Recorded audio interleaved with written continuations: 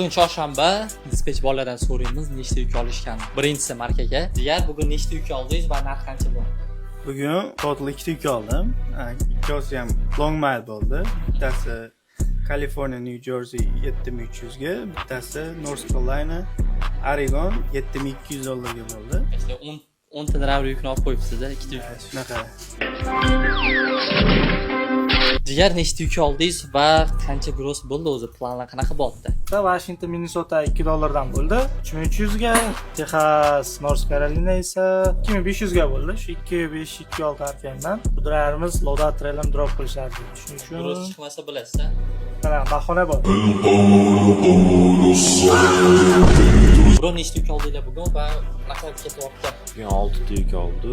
Market yomon emas bo'ladi. Hozircha 3 ta yuk oldim. Bugun Market qanaqa ketyapti, nechta yuk oldingiz? Bugün всего лишь 3 yuk oldim. Нормальный. Где-то 208-3 atrofida bo'ladi. Grosslar qanaqa chiqyapti? Grosslar o'tgan hafta shu 11-12 atrofida chiqdi. Bu hafta ham shunga harakat. O'rtacha bugunning o'zida 10-12 yuk olindi va yanada alishga ketishyapti, grosslarni yaxshi qilishgan. Sizlarda market qanaqa bo'lyapti va qanaqa yuklar olsizlar, kommentariy yozib ketamiz.